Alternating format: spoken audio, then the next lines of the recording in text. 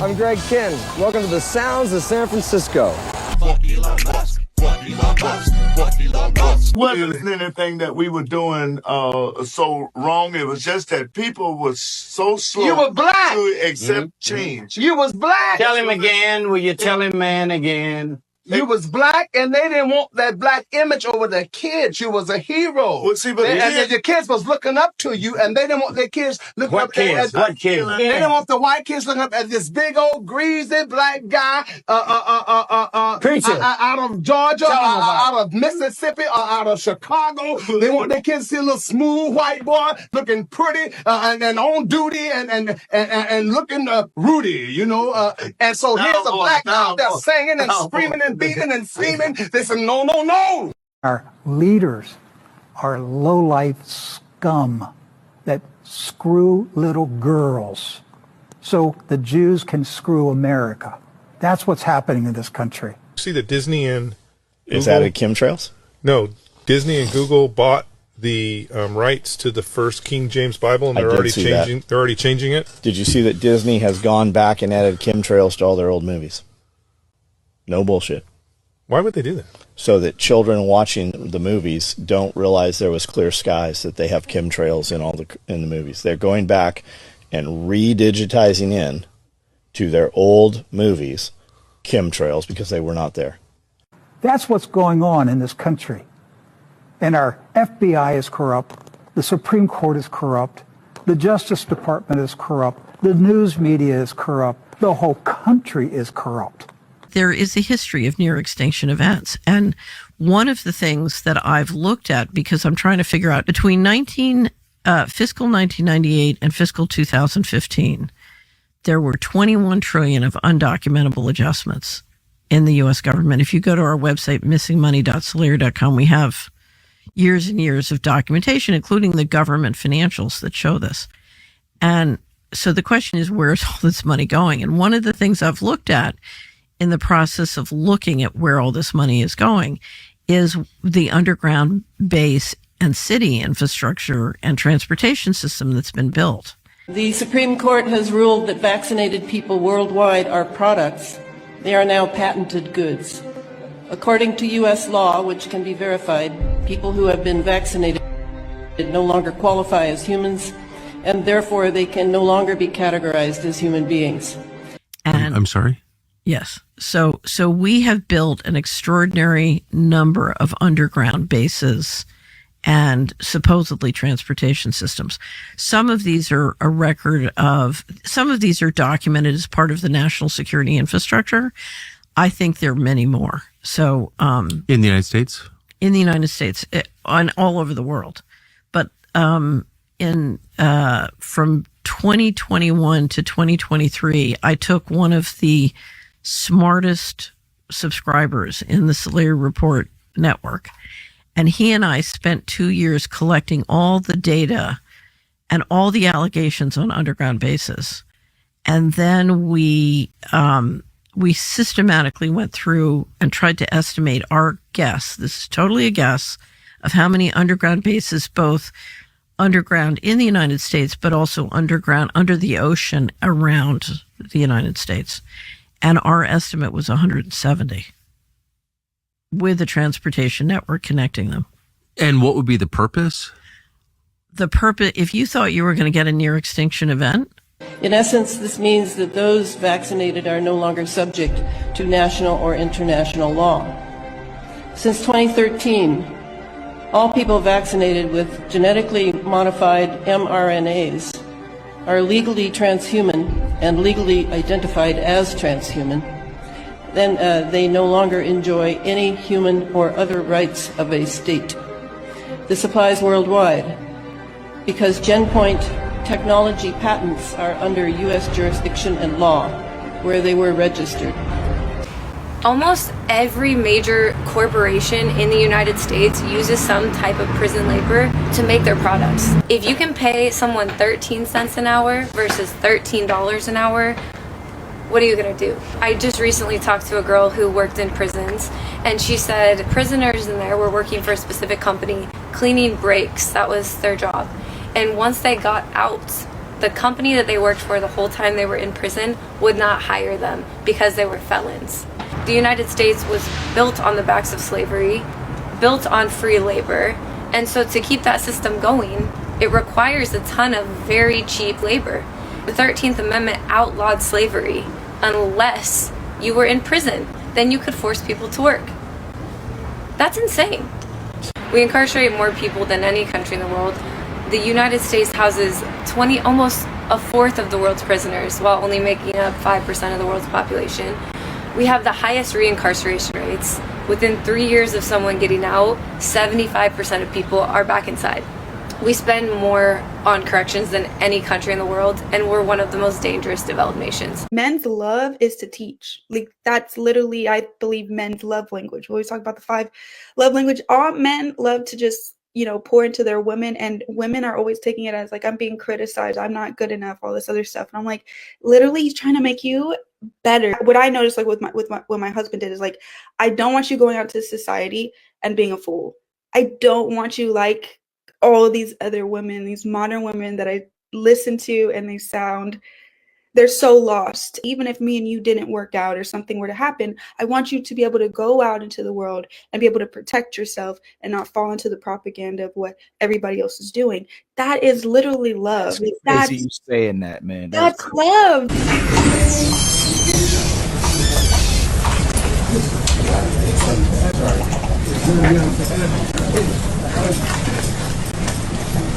You ever seen a photo of a little white girl, blonde, fair skin, light eyes, and been told she was enslaved? Meet Mary Mildred Williams, the child who made white America do a double take because she shattered the fantasy that slavery only touched black-looking people. She was born in Virginia in 1847, legally enslaved, but physically she looked like a white child because generations of assault, rape, and breeding in slavery had erased her blackness from the surface. But not from the law. The law still said 1 drop of black blood and your property. So after her father managed to buy her freedom, abolitionists saw something in her story, something unsettling. They realized that if white Northerners weren't moved by stories of black pain, maybe they'd be shocked by white proximity. So they put Mary on display. Photos, public lectures, tours. Senators and white families lined up to see the white slave child. Not because they cared about slavery, but because they finally saw themselves in it. So let's be clear, Mary wasn't free because she escaped. She wasn't free because the law made it right. She was free because her father bought her, and because her appearance made white people squirm. And while they used her as an abolitionist tool, they never questioned the system that created her. They never asked how many white men had to exploit black women just for this child to exist. They didn't want truth. They wanted shock value. Mary Mildred Williams forced America to look in the mirror, and what they saw was a system so vile, it blurred the lines between enslaved and enslaver, between black and white, between victim and spectacle. She didn't just look like a white child. She looked like the lie that they built this country on. And that was the real scandal. Blacks being like, oh, we're going to get a race war. If there was a race war, you wouldn't win. Okay. First of all, you might have plenty of guns, but you don't know how to shoot them. You think this is how you shoot guns. You think this is how you shoot a pistol. That's not. I know you saw that in a movie and you thought it looked cool. And you saw your favorite fucking rapper doing that, but that's not how you aim and shoot a gun. The only reason blacks have not exterminated themselves in the hood, because black on black violence is insane and through the roof, is because they're such horrible shots. So you really think you're gonna beat a duck hunter who shoots ducks for a living, for fun, on his free time, and doesn't miss? Really, nigga? Have you ever heard of the Hiawatha Indian Insane Asylum? Yeah, most people haven't either. And honestly, that's part of the problem. Let me tell you what it was, because it wasn't what they said it was. This place opened up in Canton, South Dakota back in 1902 as the Canton Asylum for Insane Indians. It was supposed to be a hospital, a place to treat Native Americans with mental illness. But if you scratch even a little beneath the surface, what it really was a prison, dumping ground, a place to hide away Native people who didn't fit into the mold white America wanted them to. You didn't have to be mentally ill to end up there either. You just had to be inconvenient. People were locked up for all sorts of things, like practicing their tribal religion, speaking their own language, refusing to send their kids to white-run boarding schools, being a medicine man or spiritual leader. In other words, you could be labeled insane just for living your culture. Now, let's talk about what life was like in the asylum. The place was overcrowded, understaffed, run by people with no real medical training either. Patients were tied up, drugged, ignored, and forgotten. No therapy, no compassion, no chance of ever leaving. And when people died, and they did, they were buried out back in unmarked graves. Their families often had no idea what even ever happened to them. By the time it shut down in 1934, at least 121 Native people had died there. Some never should have been there in the first place. Many weren't even given a proper diagnosis. And all of them were far from home, stripped of their culture, and treated like criminals for simply being Native. My point being, white people have been shooting for sport for a long time. So let's not bring that up, okay? It's not going to end the way you think it is, all right? And by the way, that's another psyop of this thing. For all the people, the James Lindsays, the typical people you would think, they're all calling this Shiloh thing a psyop. Oh yeah, it's just a psyop to trick us into a race war, because you know what the Jews really want? They want the blacks and the whites working together. No. Okay, that's actually never going to happen. The blacks and the whites will never put aside their differences and fight the Jews. That's never going to happen. First of all, the blacks are convinced they're the Jews. Have you checked in on a black Hebrew Israelite lately? They're some of the most retarded people on the planet, okay? The hubris of these people, black Hebrew Israelites, it's a really like peak worst types of blacks. Because they think they're amazing. White people broke the earth. White people, not all of you individually, but the systems you built, the empires you enforced, the profit you prioritized over life. You broke the earth. You didn't just show up and settle. You came with guns, greed, and God. You took land that wasn't yours, spilled blood on sacred ground, and called it destiny. You clear-cut forests, enslaved people, dug holes in the earth for gold, turned the sky into a smokestack, and renamed the destruction growth. You made the land yours by force. You made water something to sell. You made civilization mean white skin, private property, and concrete. You told the world that nature was wild, that people who honored it were savages, and that domination was salvation. And when the earth cried out, when her lungs burned and her rivers turned black, you didn't stop. You invented new ways to profit from collapse. Now you want to fix it? Now you want to lead the way? No. You are not the solution. You are the crisis.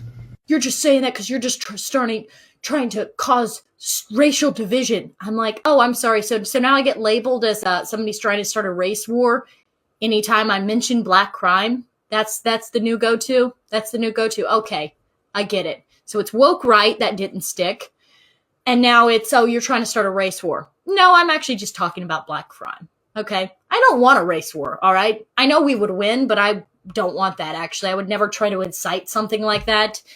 It's not going to happen. When we come to power, there will be no need for a race war. We can just round them up and deport them all. And that's what will happen.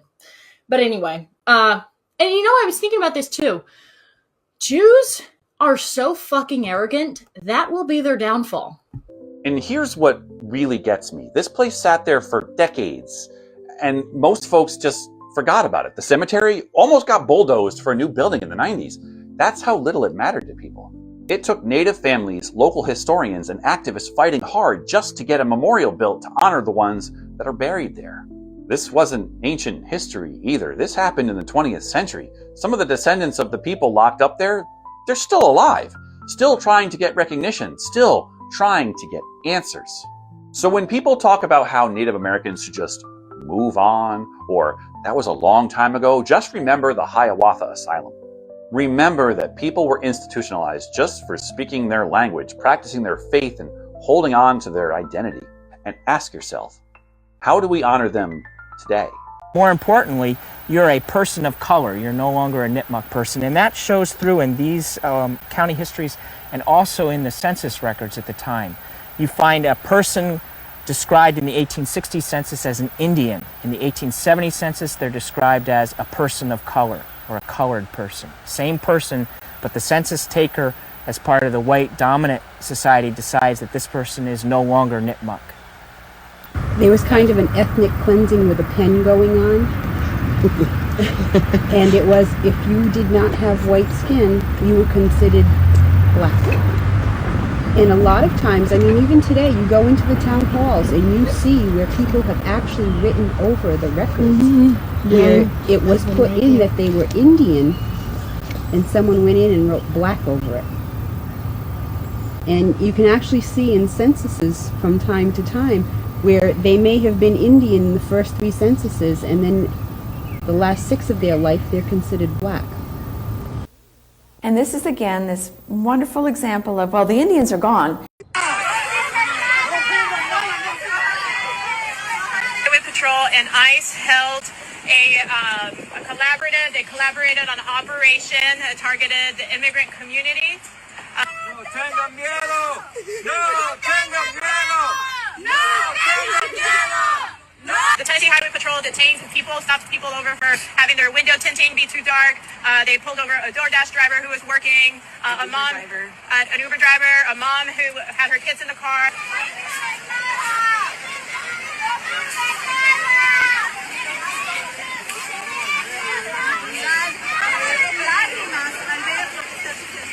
Irving was that every single highway patrolman had at least 2 unmarked vehicles, like trailing it, like they were traveling together. I've been in Tennessee last night, and these are the repercussions this morning.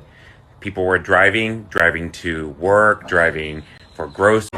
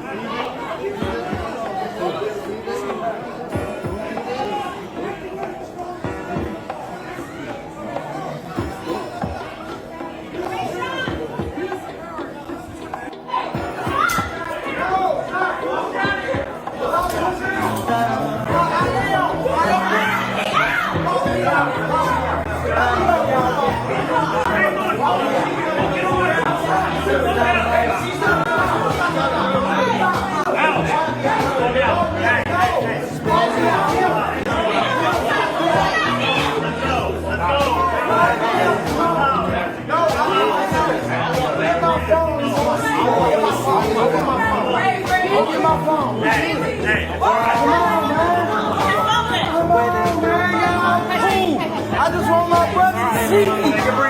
I just want my brother to see me. This is why we say law enforcement is the biggest gang in this country. Look, they're 25, 30 deep. For one black father who's got his chin held high. Just look at this photo and tell me it don't look like a Klan rally. You just know both of these 2 dudes, they look like they're about to get in a sword fight, but they got these recessive genes. You know that they were picked on their entire life, trying to mean mug them.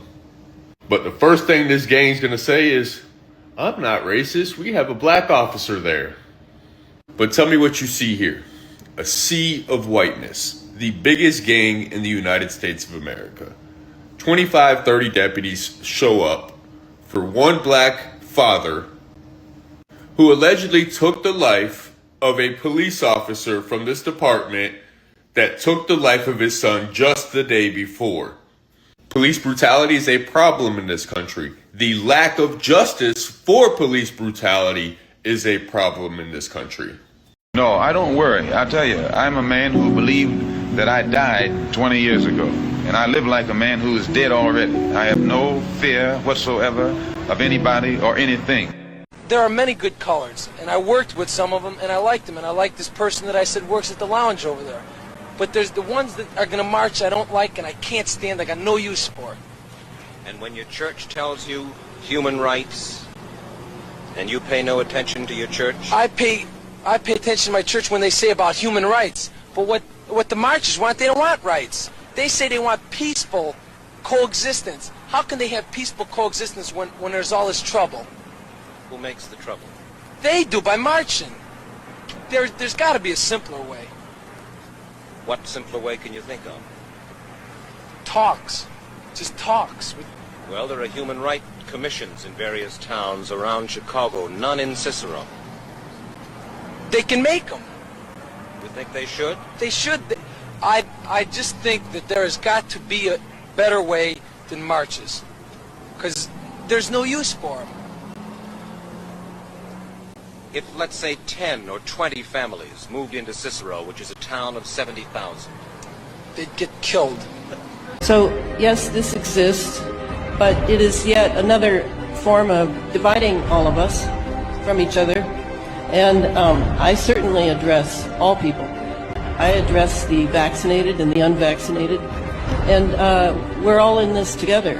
And our hope is that we can retain humanity in whatever way we can as this huge onslaught that we were not prepared for.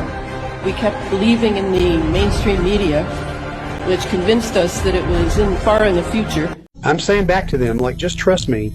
You guys don't understand, right? Like, we've been lied to. Trust me, you'll see what's ahead. They're going, buddy, you don't know what you're talking about. Oh, we're just going to come back up around the other side of the globe. You know, they're telling me we're going to hit the Indian Ocean, Australia, right? They were thinking in terms of the global model.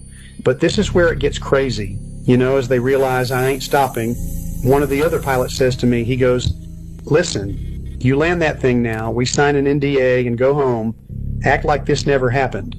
But go ahead, continue forward if you must, but just know it's a one-way ticket. You ain't ever coming back. What did you do? What I set out to. I could see the wall by this point. There was no turning back. And as I fly over the wall, the other jets behind me just hit wide pivots to turn around, and the pilot radios me one last time. He goes, crazy son of a b****. Good luck, kid. And I mean, look, I just soar off into no man's land. I'm baffled. I'm seeing land masses that have never been accounted for. The navigational equipment on the jet is no longer working, but I know as long as I stay due south, I'll reach Panthea. I'll reach the Dark Continent. And lo and behold, 30 or so hours later, sun goes down and it...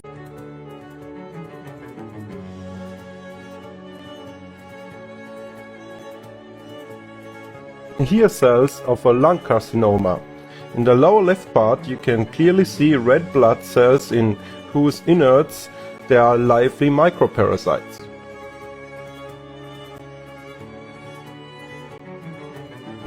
Here a tumor cell from a bladder carcinoma. You can clearly see the vacuoles. String-shaped structures.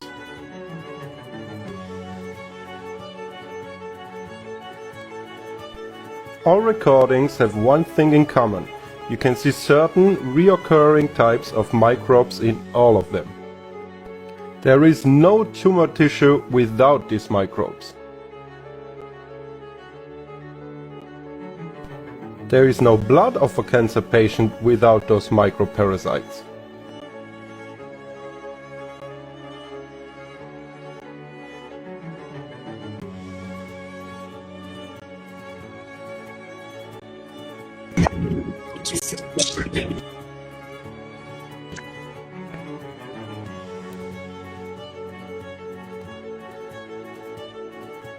This is why you should crack your eggs separately.